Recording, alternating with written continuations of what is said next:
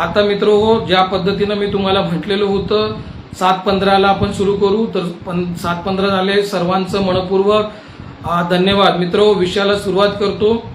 सर्वप्रथम महाराष्ट्रातल्या तमाम माझ्या पेन्शनच्या शिलेदारांना, चळवळीतल्या माझ्या मित्रांना, बंधू भगिनींना सस्नेह नमस्कार. जय महाराष्ट्र. ओपीएस हमारा हक है और लेके रहेंगे. हो, सगळ्यांना माहित आहे, मागच्या 8-10 वर्षापासून आपण जुन्या पेन्शनसाठी अतिशय तीव्र संघर्ष केला आणि एवढ्या टोकाचा संघर्ष केला की शेवटी आपल्याला सरकारच्या विरोधात जाऊन वोट फॉर ओपीएसची भूमिका घ्यावी लागली. जो पेन्शन देईल त्यालाच मतदान करणार अशी आपण भूमिका घेतली. आणि वारंवार, कारण कुठलंही सरकार हे आपल्या सरकारचा विरोध नाही किंवा त्या जे पक्ष त्या सरकारमध्ये त्यांचा विरोध नाही किंवा एखाद्या व्यक्तीचा विरोध नाही, तर ज्या काही सरकारच्या योजना येतात त्या योजनाचा विरोध आपण करतो आणि पर्यायानं आपल्याला किंवा पाहणाऱ्या आपण सरकारचा विरोध करतो. सरकार पुढेच मागणार ना, कुठं आपण आपलं गारानं जाऊन ऐकणार, मांडणार, आणि कोण गारानं ऐकणार सरकारशिवाय. त्याच्यामुळे मागच्या काळामध्ये आपण खूप मोठमोठे मोर्चे काढले. तुम्हाला आठवत असेल, मागच्या 2018 मध्ये आपण मुंबईच्या आदलीकडे कल्याणच्या जवळ पडग्यावरून पायी सुरू केली होती आणि पायी यात्रा करत असताना ब्लॉक झाले, लोकांना अडचणी झाल्या, मग तिथं आपल्या लोकांनी झाल्या याची पण कल्पना आहे. आपण मुंबई सारख्या ठिकाणी अर्धनग्न आंदोलन केली, अर्धनग्न आंदोलन केलं. वैकुंठ एक वर्ध्याजवळ नदी, वर्धा नदी जिथून वाहते तिथून आपण पाण्यात गेली.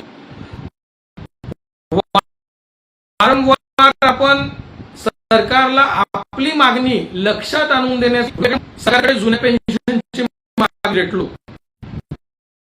आता अलीकडं वर्ध्याला आपण एक आमरण उपोषण असेल किंवा नसेल, तर या आमरण उपोषणात सुद्धा कर्मचाऱ्यांनी मोठ्या प्रमाणात भाग घेतला. काही कर्मचारी तिथे आहेत, त्यांना अशा अवस्था बघून होत नव्हती, त्यामुळे त्यांनी सरकारच्या विरोधाने सरकार धावण्यात दिल्या आणि आपल्या काही जे पत्र होते ते केस करण्याचं मध्यस्थी करून आपण त्यातून बसवलो. आता तुम्हाला वाटत असेल सर हे असं का सांगतं, तर हे सांगण्याचं कारण पण मी तुम्हाला सांगणार आहे, परंतु आपण ओपीएस करतोय करू असेल तर निवेदन देऊन कुठलंच सरकार ऐकत नाही. आता मागच्या 8-9 वर्ष आम्ही मंत्रालयात जातो, जिल्हा स्तरावर, तालुका स्तरावर आंदोलन पण निवेदन देतो, ते बऱ्याचदा कचऱ्याच्या टोपलीत जाते. आणि या एवढ्या कमी वेळामध्ये म्हणजे 2015 पासून 2000 आता 25 सुरू आहे, म्हणजे जवळपास 8-9-10 वर्ष या कालखंडामध्ये आपण वेगवेगळी मोठमोठी आंदोलनं केली. ते सरकारच्या फेवर मध्ये नसते, ते सरकारच्या विरोधातच असते असं सरकार वाटते. हा जो कोणी आवाज करतोय, जो आपल्याला आपल्या विरोधात बोलतो,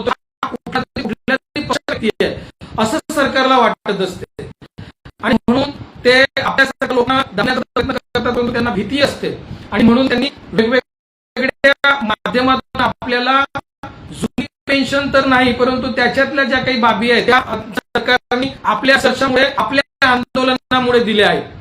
जसं फॅमिली पेन्शन त्यांनी काढला, ग्रॅव्हिटीचा जे काढला, त्यानंतर आता त्यांनी एनपीएसच्या बदल करून त्यांना आणि महाराष्ट्र सरकार आरएनपीएस आणली. महाराष्ट्रभर आजपर्यंत प्रेशर मध्ये महाराष्ट्र सरकारने जो जी आर काढला 20 नोव्हेंबर 2020, त्याच्यामध्ये त्यांनी 2025 ही विकल्प भरण्याची तारीख दिली आणि या विकल्प भरण्याच्या तारखेमुळे लोकांमध्ये प्रचंड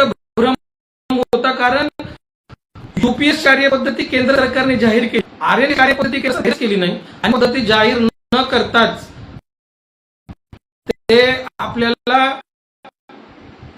विकल्प भरून मागत होते. एखाद्या कर्मचारी भरून द्यावा मी पुरा आजच निघाल्या त्याच्या पत्राच्या द्वारे त्यांनी आपल्याला वेळ दिला आहे. संघची मागणी नेहमी जुन्या पेन्शनचीच राहिलेली आहे आणि जुन्या पेन्शनचेच आम्ही पुरस्कर्ते आहोत. जोपर्यंत जुनी पेन्शन योजना लागू होणार नाही तोपर्यंत संघर्ष अधिक तीव्र करण्याचा संघर्षामध्ये आम्ही सगळे आहोत. बऱ्याच लोकांचा कॉन्टॅक्ट आवाज व्यवस्थित नाही, तर आवाजाचा काय प्रॉब्लेम आहे ते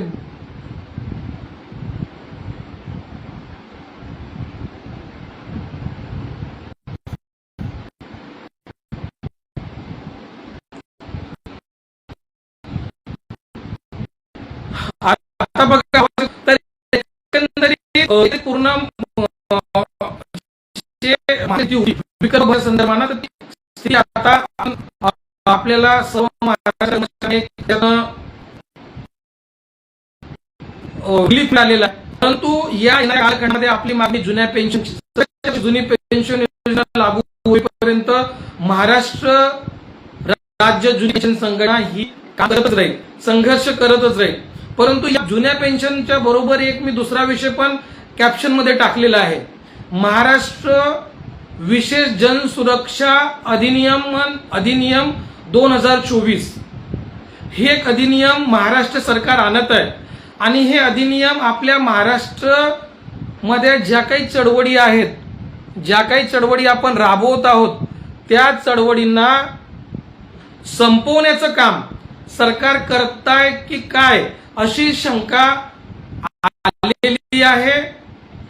आणि हे विधेयक जर पारित झालं तर आपल्यासारख्या कुठल्याही संघटनेला, आपल्यासारख्या कुठल्याही चळवळीला सरकारच्या विरोधात बोलता येणार नाही, कारण याचे जे काही पॉइंट्स आहेत ते अतिशय धोकादायक आहेत. सर्वप्रथम हे आहे, हे विधेयक का आणल्या गेलेलं आहे ते आधी तुमच्या लक्षात मी आणून देण्याची उद्देश काय. सन्माननीय देवेंद्रजी फडणवीस राष्ट्राचे मुख्यमंत्री आहेत, त्याला आहे नक्षलाचा धोका केवळ नक्षल राज्याच्या दुर्गम भागापुरता मर्यादित राहिलेला नसून शहरी भागातही नक्षल आघाड्या संघटनेद्वारे त्यांचे लोण पसरत चालले आहे. नक्षलवादी गटांच्या सक्रिय आघाडी संघटनांच्या प्रसारामुळे सशस्त्र कॅडरला सुरक्षित आश्रय व रसद या माध्यमातून सतत व खंबीर पाठिंबा दिला जातो.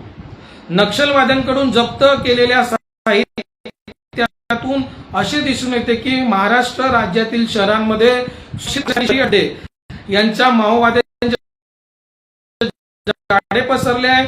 नक्षलवादी आणि तत्सम संघटनांच्या संयुक्त आगीद्वारे जनदेशाविरुद्ध सशस्त्र बंडखोर विचारसरणीचा प्रचार करण्यासाठी सामान्य जनतेमध्ये शांतता निर्माण करणारी राज्यातील सुरक्षा आणि याच्यासाठी महाराष्ट्र विशेष जनसुरक्षा कायदा आणलेला आहे. आता यामध्ये आपल्या राज्याचे मुख्यमंत्री जेव्हा उद्देश सांगताना म्हणतात की नक्षल धोका वाढलाय आणि शहरी नक्षलवाद्यांचा धोका वाढलाय, तर नेमकं शहरी नक्षलवादी कोण आणि काय या भानगडीत मी पडत नाही. परंतु आज तुमच्या माध्यमातून माननीय मुख्यमंत्री देवेंद्रजी फडणवीस यांना माझी विनंती आहे की या कायद्यामध्ये ज्या काही तुम्ही तरतुदी केलेल्या आहात आणि तुमचा जो काही उद्देश आहे तो जरी कदाचित योग्य असेल, परंतु या सगळ्या अधिनियमातून आपण बघण्यात यावा असं याच्यामध्ये अतिशय बरोबर होईल. कारण हे जे विधायक आहे हे विधेयक अतिशय आपल्यासाठी चळवळींना घातक का, तर हे जे या सभेमध्ये जाहीर होणारी त्याचा मथळा आपल्या सामाजिक राज्यातले जे नागरिक आहेत त्यांना याचा आक्षेप नोंदवण्यासाठी जातो, तर तो जो प्रारूप आहे तो आपल्यापर्यंत आलेला आहे आणि त्याचे आहे त्या अतिशय घातक आहेत.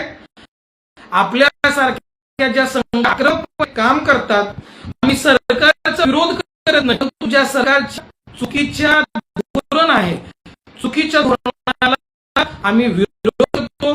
कारण एक जरी दिवस एखाद्या विधी येऊन दुसऱ्या दिवशी जरी राजीनामा दिला तर त्याला पेन्शन लागू होते. पण महाराष्ट्रासारख्या देशात, आपल्या भारतासारख्या देशामध्ये 58 वर्ष काम करून सुद्धा कर्मचाऱ्यांना पेन्शन दिली जात नाही. त्याच्यामुळे आपण हा लढा उभा केलेला होता. आणि आपल्याला जे बोलणं होतं, जे सरकारच्या विरोधामध्ये जो पेन्शन देईल त्यालाच मतदान करणार अशी आपण त्यामुळे सरकारला जे काही आपण सांगत होतो, कारण मानत त्याच्यामुळे आपण थोडं उग्र होऊन जे सांगत होतो, तर ते त्यामध्ये सुद्धा सरकार येणाऱ्या काळामध्ये ते आपण करू शकणार नाही. कारण त्यांनी या जो विधेयक आणलेला आहे त्या विधेयकाच्या ज्या बाबी आहेत त्या अतिशय धोकादायक आहेत. या कायद्यानव्हे म्हणजे महाराष्ट्र विशेष जनसुरक्षा अधिनियम, नाव तर सरकारने खूप चांगलं ठेवलेलं आहे, महाराष्ट्र राज्य जनसुरक्षा अधिनियम. परंतु याचं जेव्हा आपण वाचन करू तेव्हा असं लक्षात येते हे महाराष्ट्र राज्य जनसुरक्षा अधिनियम नाही, महाराष्ट्र राज्य सरकार सुरक्षा अधिनियम असं या कायद्याचं नाव असायला होतं. कारण या कायद्यानव्हे सरकारला कुठल्याही संघटनेला बेकायदेशीर ठरविण्याचा अधिकार हा कायदा बहाल करतो. जसं बघा, मी तुम्हाला काही ओळी याच्यातल्या वाचून दाखवतो, तुमच्या लक्षात येईल. याच्यामध्ये पान क्रमांक 2 घ मध्ये दिलेला आहे संघटनेचा अर्थ काय. संघटना याचा अर्थ व्यक्तीच्या कोणतेही नियोजन, निकाय व गट, मग तो कोणत्याही विशिष्ट नावाने ओळखला जात असो किंवा नसो, किंवा मग तो कोणत्याही संबंध कायद्याखाली नोंदणी केलेला असो किंवा नसो, कोणत्याही लिखित घटनेद्वारे त्याचे अधिनियमन केले जात असो वा नसो. संघटना म्हणजे काय? कुठलीही संघटना, मग ते शासनमान्य असेल काय, शासनमान्य नसेल काय, एखाद्या संघटनेची घटना असेल काय, घटना नसेल काय, या सगळ्या या कायद्याच्या चौकटीमध्ये येणार आहेत. महाराष्ट्रातल्या विनंती आहे मित्रांनो, कायद्याच्या वेळेत विरोध अन्यथा या काळामध्ये तुम्ही आम्ही कोणी सरकारच्या विरोधात, जे सरकारला वाटते की आपण सरकारचा विरोध करतो, असं काही करू शकणार नाही. आता एखादी घटना बेकायदेशीर ठरवण्यासाठी त्यांनी काय निकष लावलेले आहेत ते पण थोडंसं लक्षात घ्या. बेकायदेशीर कृत्य याचा अर्थ एखाद्या व्यक्तीने किंवा संघटनेने केलेले, एखादी व्यक्ती सुद्धा त्याच्यात सहभागी आहे आणि संघटना सुद्धा सहभागी. काय? जे सार्वजनिक सुरक्षा, शांतता व प्रशांतता यास धोका निर्माण करतात. शांतता, सुव्यवस्था आणि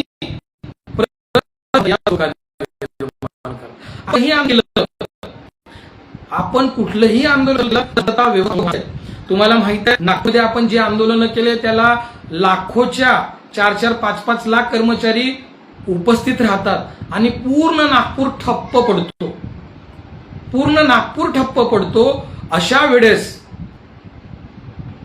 शांततेचा भंग होणारच आहे, सुव्यवस्थेचा भंग होणारच आहे. जे सार्वजनिक सुव्यवस्थेत हस्तक्षेप करतात किंवा ज्यांचा हस्तक्षेप करण्याकडे म्हणजे सार्वजनिक सुव्यवस्था हस्तक्षेप करतात. एखादी ट्रॅफिक मध्ये आपण एखादा मोर्चा काढतो, ट्रॅफिक जाम होणारच आहे, सार्वजनिक सुव्यवस्थेत हस्तक्षेप होणारच आहे. सार्वजनिक सुव्यवस्थेत जर हस्तक्षेप झाला, आवाज खूप अडखत येत आहे का माझा? जरा सगळ्यांनी सांगा बरं एकदा, आवाज येतो का माझा? कोणाला येतो कोणाला येत नाही असं असेल तर कोणाला तरी माझा आवाज स्पष्ट येतो का? कारण बरेच कमेंट येत आहेत आवाज बरोबर येत नाही म्हणून. आवाज बरोबर येत आहे का? एक कमेंट करा.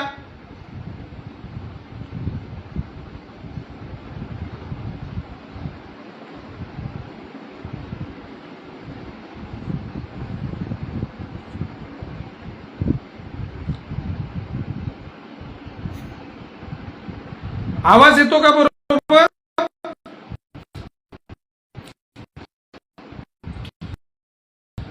ठीक आहे, येत असेल असं वाटतं.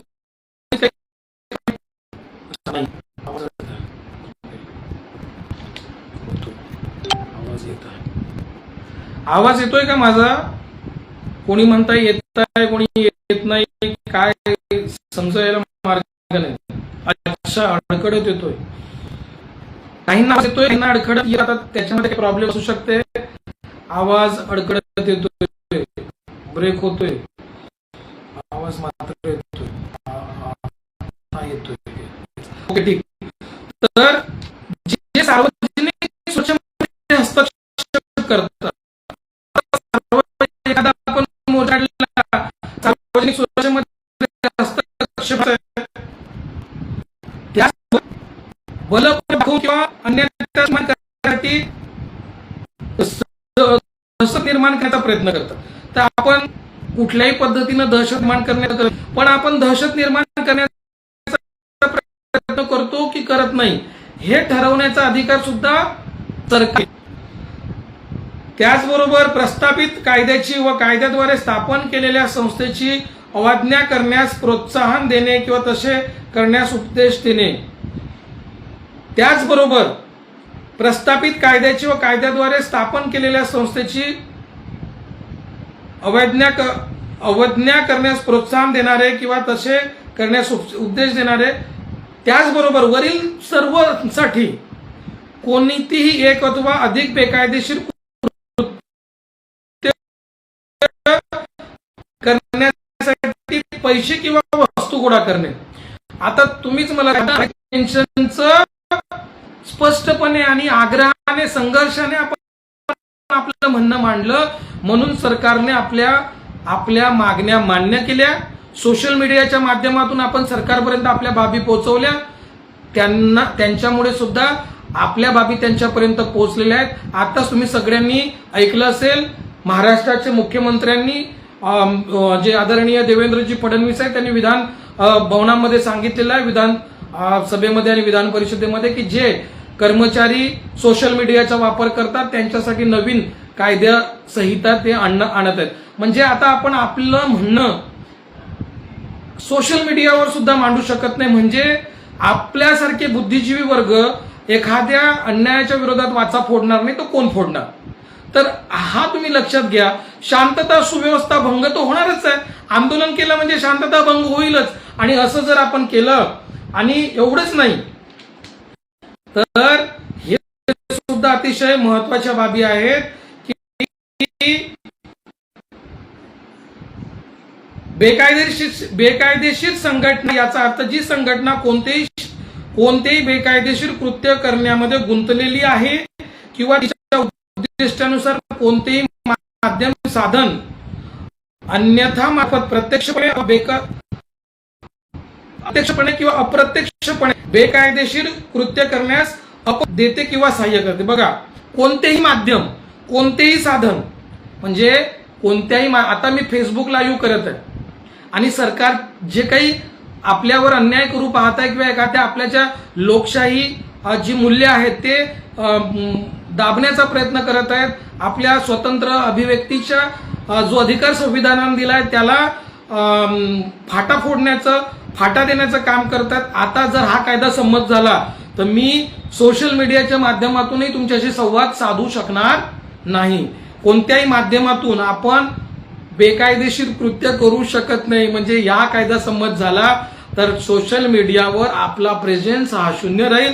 आपण कुठल्याही पद्धतीनं सरकारच्या विरोधात आपण बोलू शकणार नाही. मित्रहो, त्याचबरोबर याच्यामध्ये भरपूर काही गोष्टी आहेत, परंतु याच्यामध्ये हे सुद्धा नमूद आहे की एखादी संघटना सरकारने बेकायदेशीर ठरवली तर त्याच्यासाठी काय करेल, ते एक मंडळ तयार करेल. कोणती संघटना बेकायदेशीर आहे व तशी झाल्या असल्यास शासनाचे मत झाल्यास एखादी संघटना बेकायदेशीर असे शासनाचे मत झाल्यास ते राजपत्राद्वारे अधिसूचनेद्वारे घोषित करतील आणि ती अधिसूचनेद्वारे घोषित केल्याच्या नंतर आपल्याला आपल्या संघटनेवर बंदी करतील. आपलं जे कार्यालय आहे ते सरकार ताब्यात घेईल.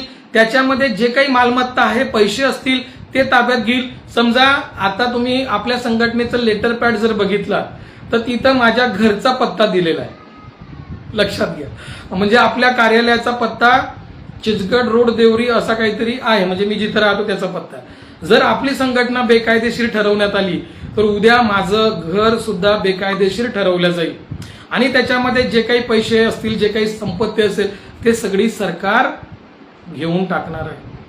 म्हणजे अशा पद्धतीचे कारवाई सरकार करणार आहे.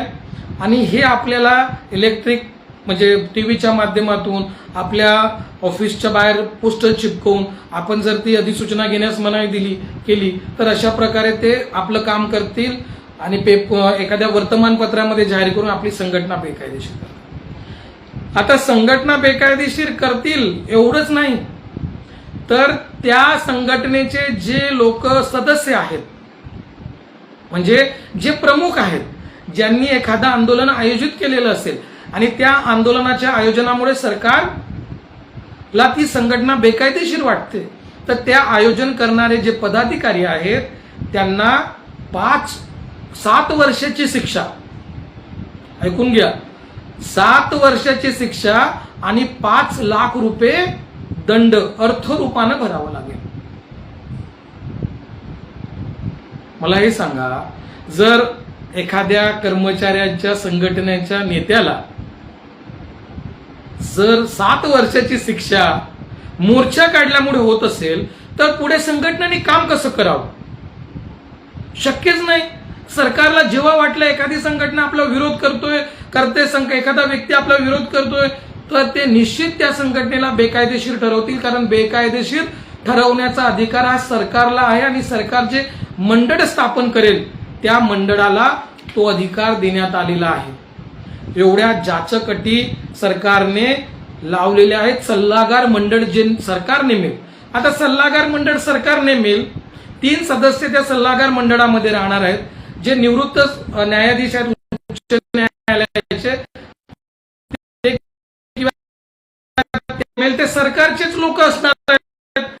आणि जे सरकारने ठरवलं की या संघटनेला बेकायदेशीर ठरवायचं आहे, या व्यक्तीला अटक करायची आहे, तर ते निश्चित त्या व्यक्तीला अटक करू शकतात. आताच कोणतं ओपीएस पेन्शन पाहिजे करू आता कसा करा. आमच्यासारख्या लोकांना, जे लोक पुढारी आहेत, नेते आहेत, जे आयोजन करतात मोठमोठ्या सरकारचा विरोध आम्ही करत नाही, कुठल्या पक्षाचा विरोध करत नाही, कुठल्या व्यक्तीचा विरोध करत नाही. आम्ही आमचं म्हणणं सरकारपर्यंत मांडण्यासाठी वेगवेगळ्या आयुधांचा वापर करतो. तर सरकार आमच्यासारख्या लोकांना बेकायदेशीर ठरवून 7 वर्षाची शिक्षा आणि 5 लाख रुपयाचा दंड ठोठावू शकतं. एवढंच नाही तर जे लोक त्या संघटनेचे सदस्य आहेत आणि जे त्या आंदोलनात सहभागी झाले आहेत त्यांना सुद्धा 3 लाख रुपयाचा दंड आणि 3 वर्षाची शिक्षा आहे. म्हणजे सहभागी होणारे सुद्धा, त्यांना सुद्धा शिक्षा होऊ शकते. त्याचबरोबर एखादा व्यक्ती या संघटनेचा सदस्य नाही, परंतु त्या व्यक्तीने त्या जे आंदोलन उभं करतायत त्या व्यक्तीला कुठल्याही प्रकारची मदत केली असेल, त्याही व्यक्तीला 2 वर्षाची शिक्षा आणि 2 लाख रुपये दंड ठोठवण्यात आलेला आहे. आणि दुसरी महत्वाची गोष्ट,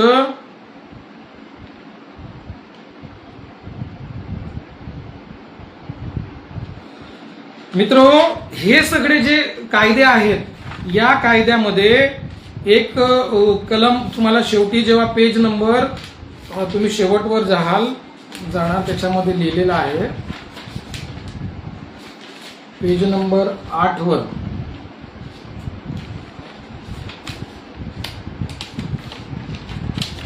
तुमच्या सगळ्यांकडे हा असेलच.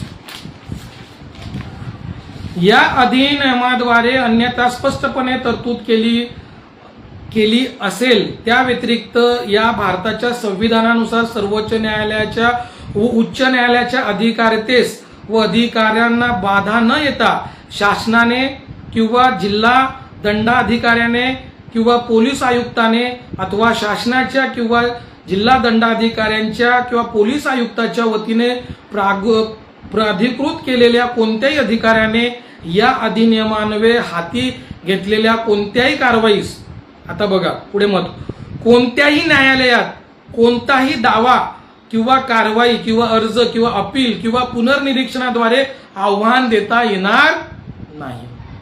म्हणजे जे कारवाई आपल्यावर झालेली आहे, दंडाधिकारी आणि जो पोलीस आयुक्त असतो म्हणजे एसपी जो असतो आणि दंडाधिकारी म्हणजे जिल्हा कलेक्टर यांनी ठरवलं की ही संघटना बेकायदेशीर आहे तर ते आपल्या संघटनेला बेकायदेशीर ठरवू शकतात. आपल्या संघटनेची जो काही कार्यालय असेल त्याला ते जप्त करू शकतात, तिथं जे काही मालमत्ता असेल त्याला जप्त करू शकतात आणि आपल्यावर जे कारवाई त्यांनी केली त्याच्या विरोधात आपण कुठल्याही न्यायालयामध्ये दाद मागू शकत नाही. इथं स्पष्टपणे पेज नंबर 8 वर लिहिलेलं आहे, कोणत्याही न्यायालयात कोणताही दावा किंवा कारवाईत किंवा अर्ज किंवा अपीलद्वारे किंवा पुनर्निरीक्षणाद्वारे आव्हान देता येणार नाही. आणि हा जो कायदा आहे या अधिनियमाखाली सर्व अपराध दाखल पात्र अजामीन पात्र असतील, म्हणजे या गुन्ह्यामध्ये आपल्याला जामीन सुद्धा मिळणार नाही. तुम्ही लक्षात घ्या मित्र. आता कोणतरी म्हणताय की इंग्रजांचा रोलेट कायदा सारखे आहेत. अगदी बरोबर आहे मित्र. मुळात कर्मचाऱ्यांच्या संघटना, ज्या कर्मचाऱ्यांच्या चळवळी आहेत किंवा ज्या सामाजिक चळवळी आहेत त्या सामाजिक चळवळींना मोडून काढण्याचं काम सरकारला करायचं आहे आणि त्यामुळे ते अशा पद्धतीनं कायदा अंमलात आणण्याच्या प्रयत्नामध्ये आहेत. जर एखादा, मला हे समजत नाही की असा वेगळा कायदा आणण्याची गरज काय आहे. आधीच आपल्या भारतीय न्याय संहितेमध्ये वेगवेगळे कायदे आहेत. जो मोर्चा मी पडघ्यापासनं मुंबईला नेणार होतो, मध्येच आम्हाला मध्ये थांबवलं, तुम्हा सगळ्यांना माहिती आहे. आणि मग आमच्यावर काय नोटिसा देऊन आमच्यावर गुन्हे सुद्धा नोंदविले आहेत. ते गुन्हे अजून सुद्धा ते गुन्हे चालू आहेत. हे सगळ्या बाबींसाठी वेगळ्या कायद्यामध्ये तरतुदी आहेत. तर या वेगळ्या तरतुदी करण्याची सरकारला गरज काय आहे. पण सरकारला समजलेलं आहे की बाबा मागच्या ज्या निवडणुका झालेल्या आहेत तेव्हा कर्मचाऱ्यांनी सरकारच्या विरोधात काम केलं असं सरकारचं म्हणणं आहे. बरेचसे जे मंत्री आता आम्ही त्यांना भेटतो ते म्हणतात की तुम्ही आम्हाला मदत केली नाही, तुम्ही आमच्या विरोधात काम केलं. तर सरकारला तुमच्या माध्यमातून सांगू इच्छितो की आम्ही कोणाचाही विरोध करत नाही, कुठल्याही पक्षाचा कुठल्याही व्यक्तीचा विरोध करत नाही.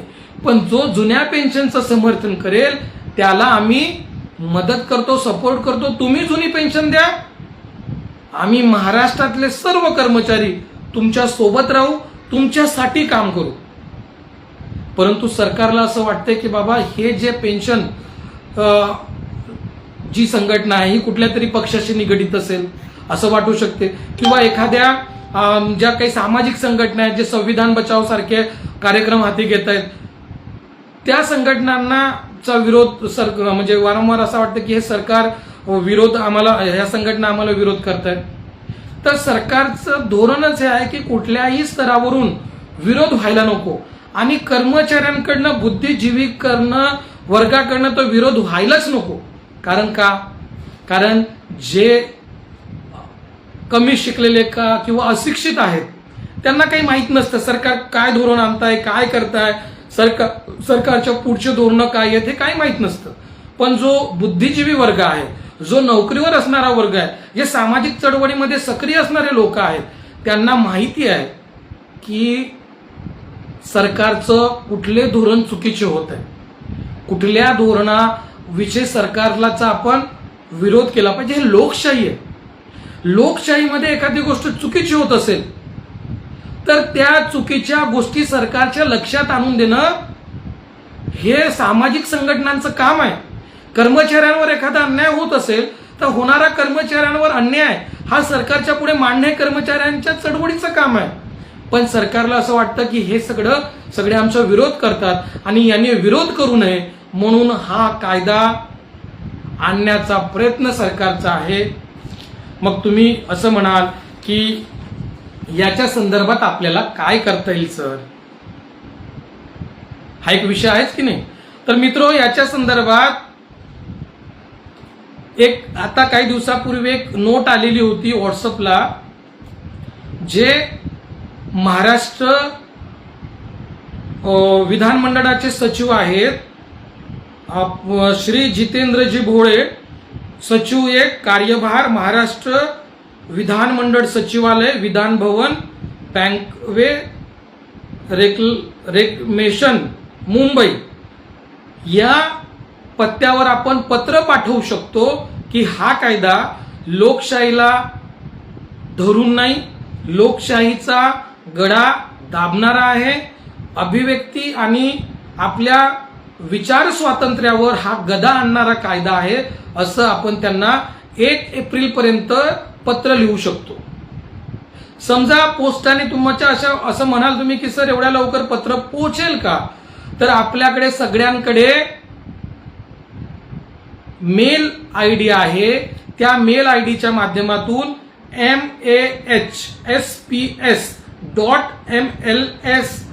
mahsps.mls@gmail.com यावर सुद्धा आपण मेल करून या कायद्याच्या संदर्भात आपले जे म्हणणे आहे ते सरकार पुढे मांडू शकतो. महाराष्ट्रातल्या तमाम कर्मचारी चळवळीच्या जे पुढारी आहेत त्यांना माझी विनंती आहे की मित्रहो, जर हा कायदा आला तर महाराष्ट्रात एकही चळवळ, मग ते कर्मचाऱ्याची असो, सामाजिक चळवळ असो, कुठल्याही प्रकारची चळवळ असो, जिवंत राहणार नाही. कुठल्याच व्यक्तीला, कारण इथं केवळ संघटना नाही तर व्यक्ती सुद्धा इन्व्हॉल्व आहे. संघटना वा व्यक्ती, एखाद्या व्यक्तीने समजा सरकारच्या विरोधात बोलण्याचा प्रयत्न केला तर त्याला सुद्धा या कायद्यानवे बेड्या ठोकण्याचा काम सरकार करू शकतं. म्हणजे तुम्ही विचार करा, आज आपण लोकशाहीत राहतो की हुकुमशाहीमध्ये, हा विचार प्रत्येकाच्या डोक्यामध्ये हा कायदा वाचून येत आहे. येणारा काळ अतिशय धोकादायक आहे. म्हणून माझी सर्व महाराष्ट्रातल्या जनतेला, कर्मचारी चळवळीशी जोडलेल्या माझ्या सर्व मित्र बंधू भगिनींना विनंती आहे की तुम्हाला या संदर्भातला काही अर्ज कसा लिहायचा हे माहिती पाहिजेत असेल किंवा हा अर्ज कुठं सेंड करायचा हे माहिती पाहिजे असेल तर माझा नंबर तुम्हाला कुठूनही मिळून जाईल. आमच्या संघटनेच्या जिल्हाध्यक्षाकडनं, तालुका अध्यक्षाकडनं तुम्ही संपर्क करू शकता.